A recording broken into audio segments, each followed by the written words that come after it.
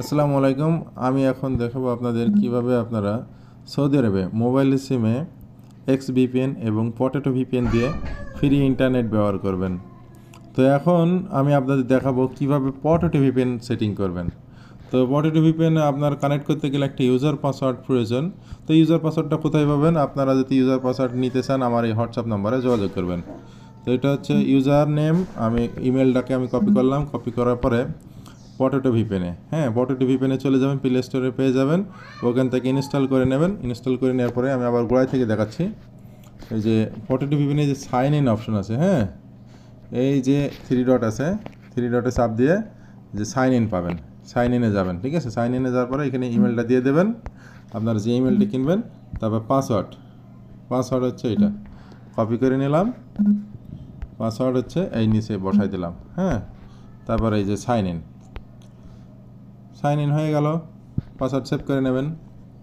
তো এখন যে সেটিং হচ্ছে, এই যে প্রোটোকলে চাপ দেবেন, প্রোটোকলে চাপ দিয়ে এই যে ডব্লিউএস, এই সেটিংটা সিলেক্ট করবেন।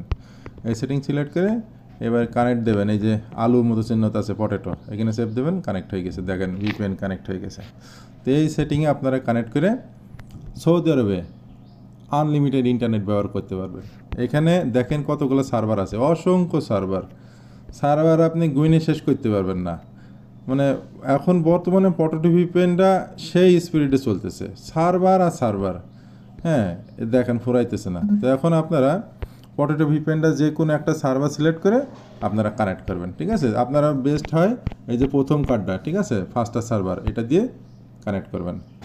তো যাদের ইউজার পাসওয়ার্ড প্রয়োজন তারা অবশ্যই এই নাম্বারে যোগাযোগ করবেন এবং আপনারা আগে টেস্ট করে নিতে পারেন।